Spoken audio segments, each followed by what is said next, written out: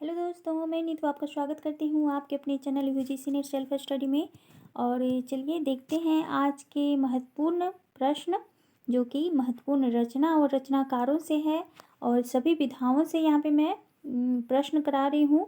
तो ये आपके आगामी एग्जाम के लिए काफ़ी महत्वपूर्ण सिद्ध होने वाली है, चाहे वो आपका यूजीसी नेट का एग्ज़ाम हो या फिर बीपीएससी, टीजीटी, पीजीटी 6 to 8 का और एएमआरएस का। तो डीएसएसपी जितने भी एग्ज़ाम हैं हिंदी क्षेत्र से, ये सभी के लिए महत्वपूर्ण है, कोई एक एग्ज़ाम के लिए नहीं है। तो क्योंकि ये रचनाकार और रचनाएं हैं, महत्वपूर्ण टॉपिक हैं, तो यहाँ से कोई भी एग्ज़ाम हो प्रश्न पूछे ही जाते हैं, क्योंकि ये महत्वपूर्ण टॉपिक बनते हैं। हर विधाओं से प्रश्न यहाँ पे है। तो चलिए, जो सीरीज मैं करा रही हूँ ये चौथा पांचवा सीरीज होगा, ठीक है। ऑलरेडी मैंने 4 इसका पार्ट करा चुका है, अगर आप नहीं देखें अभी तक तो ज़रूर से देख लें। और अभी अभी मैंने एक अपडेट डाला है बीपीएससी के अकॉर्डिंग, तो आप देख लें कि वहाँ पे जो बीपीएससी द्वारा ओमार शीट आपका जारी कर दिया गया है एग्ज़ाम के पूर्व ही। तो क्या क्या उसमें सावधानी आपको बरतनी है, किस तरह के ओमार शीट जारी किया गया है, तो सारे मैंने बताए हुए हैं। तो आप नहीं देखें अभी तक तो देख लें। चलिए पहला प्रश्न आज का देखते हैं। और अगर आप मेरे चैनल पर नए हैं तो ज़रूर से चैनल को सब्सक्राइब कर दें, बेल आइकन प्रेस कर दें और फ्रेंड तक भी शेयर करें अपने। तो आज का पहला प्रश्न जो है यह है कि निम्नलिखित में कौन सी काव्य कृति राम कथा पर आधारित नहीं है। तो अग्निलिख है, शंबुक है, संशय की एक रात है, महाप्रस्थान नहीं है क्योंकि ये पांडवों पर आधारित है, ठीक है, नरेश मेहता का है। और इसका जो प्रकाशन है ये 1975 में हुआ है, ठीक है, तो ध्यान रखना है। और इसका संपूर्ण कथ्य 3 पर्वों में गुंफित है। पहला है यात्रा पर्व, दूसरा है स्वाहा पर्व और तीसरा है स्वर्ग पर्व, ठीक है। और शेष कृतियाँ राम कथा पर आधारित है। तो चलिए देखते हैं अगला प्रश्न। अगला प्रश्न है वही प्रश्न है, देख लीजिए, निम्नलिखित काव्य कृतियों में एक राम कथा पर आधारित नहीं है। तो महाप्रस्थान है नरेश मेहता का 1975 में। चलिए अगला प्रश्न है, दिनकर की प्रसिद्ध काव्य कृति रश्मि रथी की कथा वस्तु कहाँ से ली गई है। तो ये ली गई है महाभारत से। कर्ण के जीवन का एक खंड काव्य है ये रश्मि रथी, जो कि दिनकर जी का है। चलिए देखते हैं अगला प्रश्न है कि अग्निलिख काव्य नाटक है। पहले तो आपको ध्यान रखना है कि काव्य नाटक है और इसकी कृति यानी रचनाकार कौन है, तो ये भारत भूषण अग्रवाल जी हैं। 1980 का ये रचना है, ठीक है। चलिए देखते हैं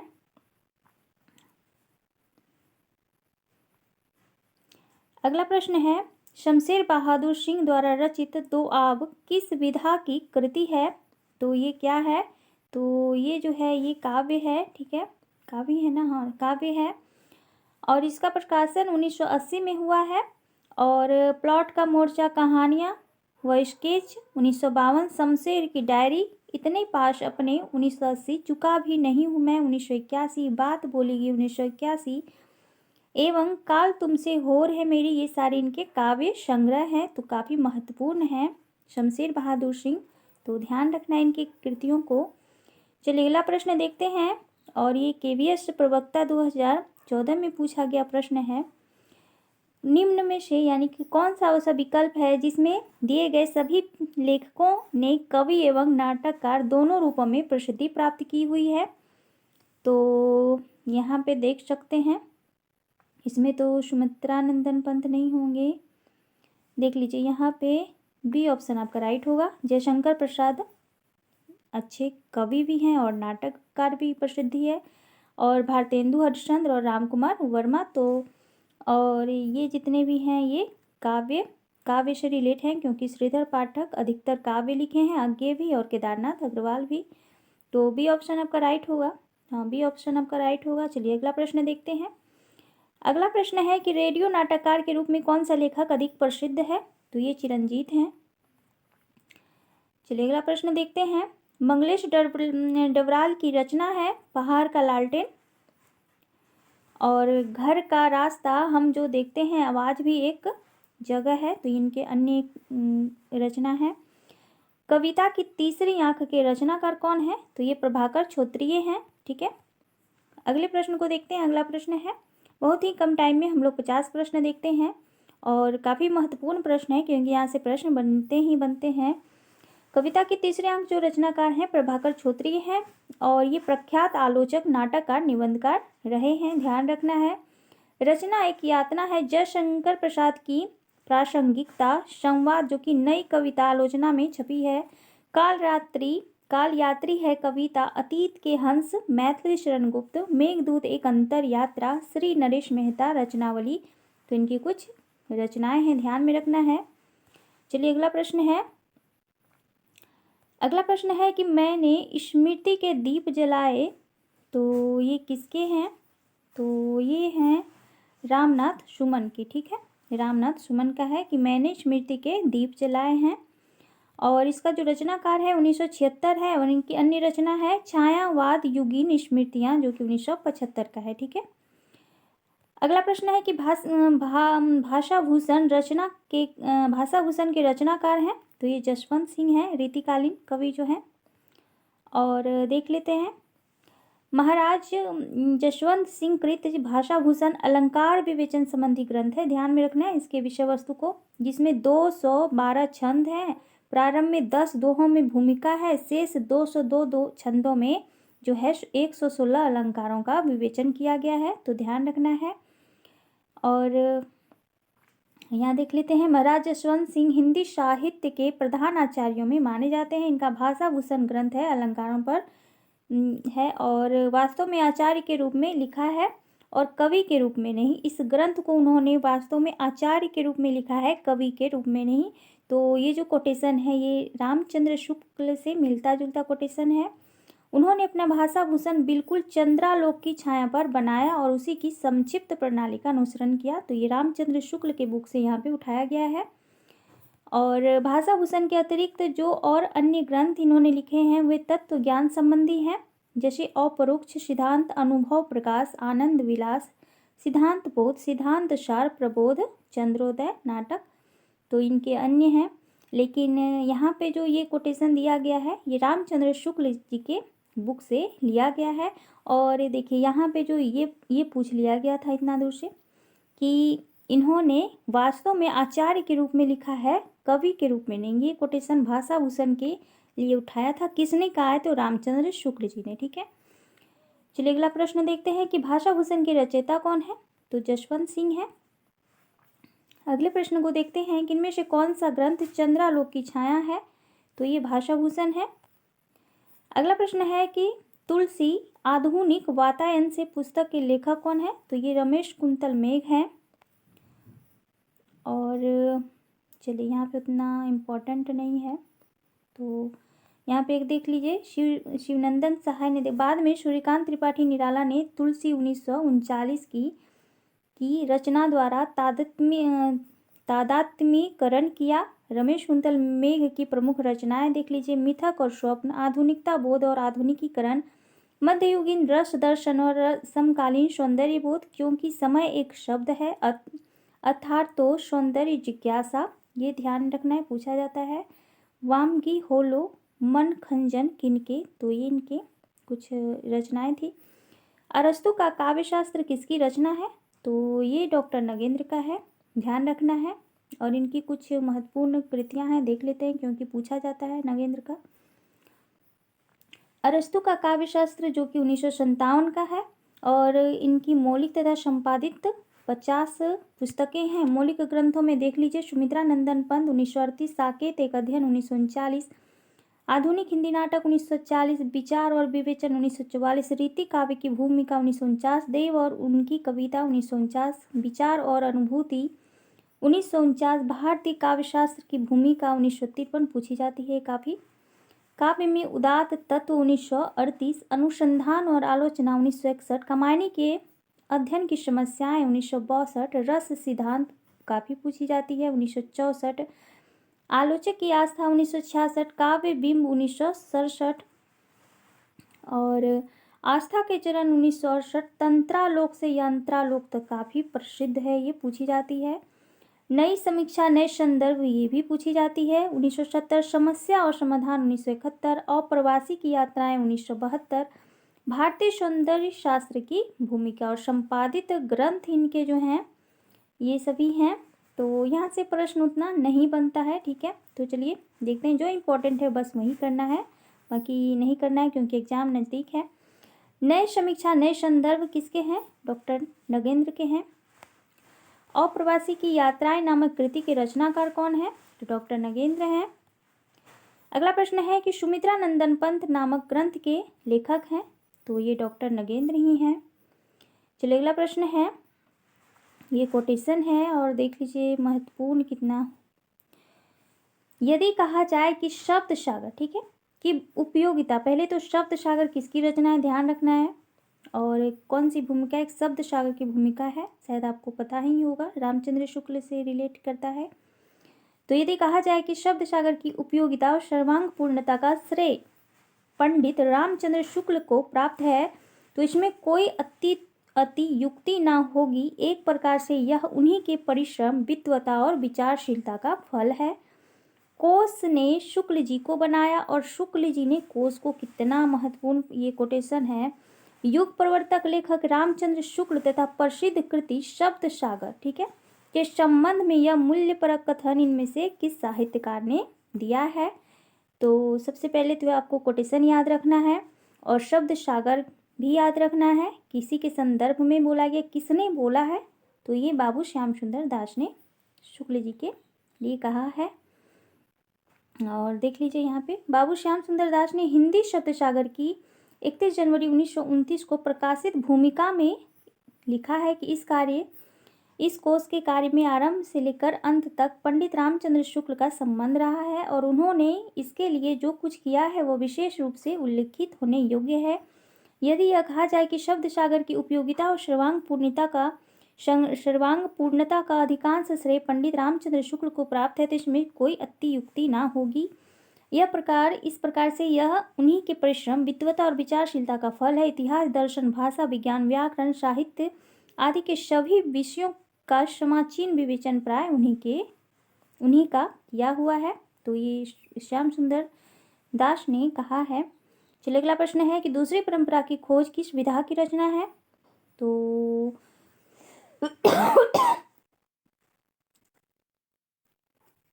ये नामवर सिंह का आलोचना है, ठीक है, देख लेते हैं। दूसरी परंपरा का खोज 1982 का आलोचना विधा है। इसके लेखक नामवर सिंह है। यह कृति हजारी प्रसाद द्विवेदी पर केंद्रित है। इनकी अन्य आलोचनात्मक कृतियां देख लीजिए। हिंदी के विकास में अपभ्रंश का योगदान 1952, छायावाद 1955, इतिहास और आलोचना 1957, आधुनिक साहित्य की प्रवृत्तियां 1962, कहानी नई कहानी 1965 तथा कविता के नए प्रतिमान, जिस पर साहित्य अकादमी पुरस्कार मिला है इनको 1968। तो ध्यान रखना है। डॉक्टर नामवर सिंह की पुस्तक दूसरी परंपरा की खोज किस पर केंद्रित है? तो ये हजारी प्रसाद द्विवेदी जी पर। अगला प्रश्न है कि दूसरी परंपरा की खोज के लेखक कौन है? तो नामवर सिंह है। अगले प्रश्न को देखते हैं कि निम्नलिखित में से किस कृति के लेखक नामवर सिंह है? तो दूसरी परंपरा की खोज कितना ही महत्वपूर्ण है। और अन्य ये देख लीजिए, आस्था और सौंदर्य, भाषा और समाज, ये सारे जो है रामविलास शर्मा की आलोचना है। कविता के नए प्रतिमान के लेखक कौन है? तो डॉक्टर नामवर सिंह है। और इनका जो पढ़ाई लिखाई था, BA MA जो था, ये इन्होंने BHU से प्राप्त किया था, तो ये भी ध्यान रखना है। नामवर सिंह का यह कथन इनमें से किस पुस्तक के लिए है कि पूर्ववर्ती व्यक्तिवादी इतिहास प्रणाली के स्थान पर सामाजिक अथवा जातीय ऐतिहासिक प्रणाली का आरंभ करने वाली यह पहली पुस्तक है। तो किस पुस्तक के लिए है? तो हिंदी साहित्य की भूमिका, जो कि हजारी प्रसाद द्विवेदी HPD, ठीक है, इसको शॉर्ट फॉर्म में आप ध्यान रखिएगा HPD। तो हिंदी साहित्य की भूमिका में उन्होंने कहा है।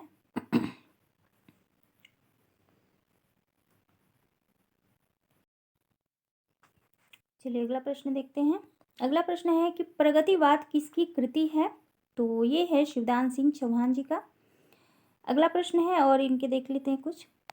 प्रगतिवाद एवं साहित्य की समस्याएं शिवदान सिंह की रचनाएं हैं, जबकि डॉक्टर रामविलास शर्मा ने प्रगतिशील साहित्य की समस्याएं लिखी है और हंसराज रहबर ने प्रगतिशील पुनः मूल्यांकन लिखा है और अमृत राय ने साहित्य में संयुक्त मोर्चा नामक पुस्तकें लिखी है। तो जो कि प्रगतिवाद से संबंधित ये सारी पुस्तकें हैं, तो ध्यान रखना है।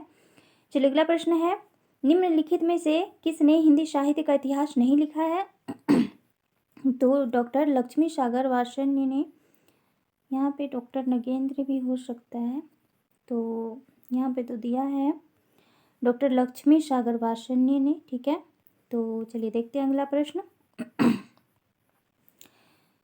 अगला प्रश्न है कि हिंदी साहित्य का इतिहास दर्शन के लेखक कौन है? तो डॉक्टर नलिन बिलोचन शर्मा जी हैं।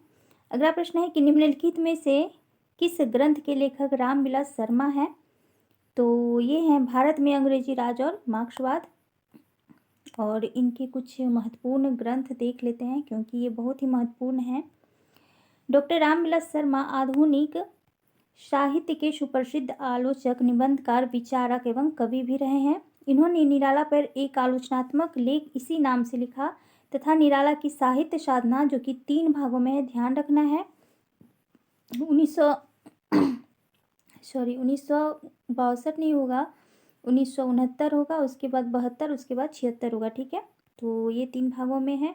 और अन्य देख लेते हैं कृतियाँ। गांधी है, अंबेडकर, लोहिया और भारतीय इतिहास की समस्याएं, भारतीय संस्कृति और हिंदी प्रदेश, महावीर प्रसाद द्विवेदी और हिंदी नवजागरण काफ़ी इंपॉर्टेंट है, पश्चिमी एशिया और ऋग्वेद, नई कविता और अस्तित्ववाद 1978 का है, भारतेंदु युग और हिंदी भाषा की विकास परंपरा, भारत में अंग्रेजी राज और मार्क्सवाद, भारतीय समाज और हिंदी जाति के साहित्य की अवधारणा, भारतेंदु युग और भाषा के प्राचीन भाषा, परिवार और हिंदी, और प्रेमचंद्र और उनका युग 1952, परंपरा का मूल्यांकन 1953, निराला की साहित्य साधना जो कि 1969, भाषा और समाज 61, और साहित्य और संस्कृति इनके प्रमुख आलोचनात्मक ग्रंथ हैं। अगला प्रश्न है, निराला की साहित्य साधना आलोचना कृति के कितने भाग हैं? तो 3 भाग हैं, 69, 72 और 76। चलिए अगला प्रश्न देखते हैं। इनमें से किस ग्रंथ के लेखक रामविलास शर्मा हैं?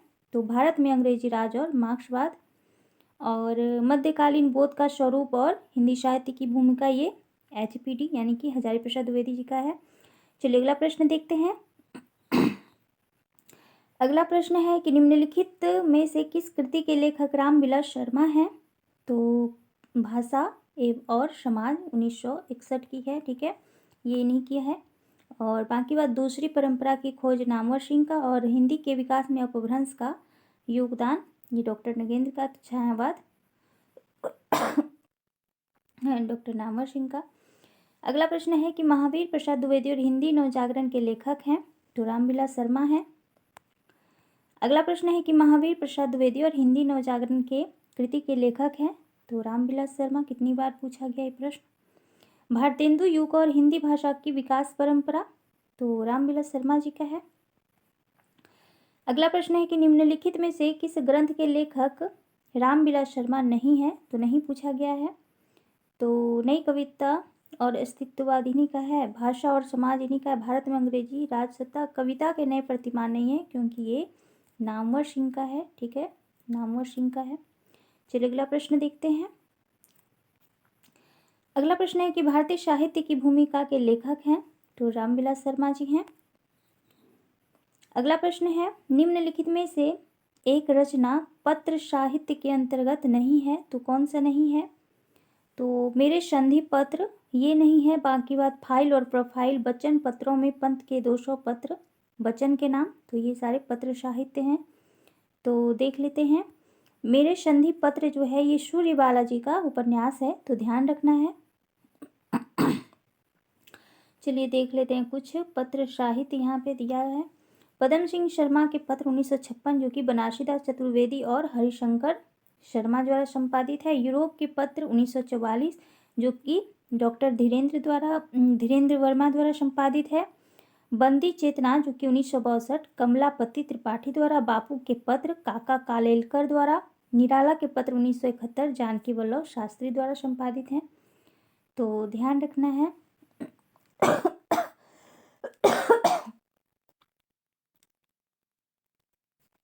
सॉरी दोस्तों, थोड़ा सा तबीयत सही नहीं है।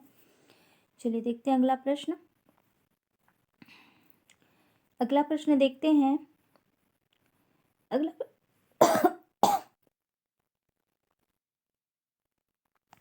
अगला प्रश्न है कि चिट्ठियाँ हो तो हर कोई बाँचे किसके पत्रों का संग्रह है?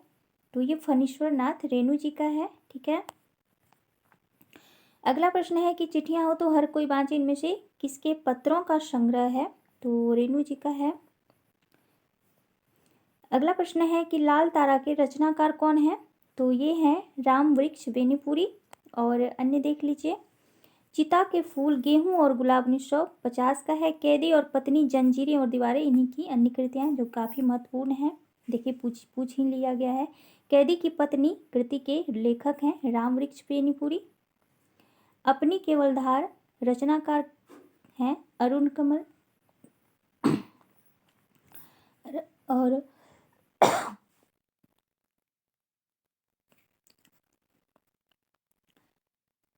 और अन्य रचना है इनके सबूत, नए इलाके में, पुतली में, संसार में, वो शंख महाशंख हिंदी में है।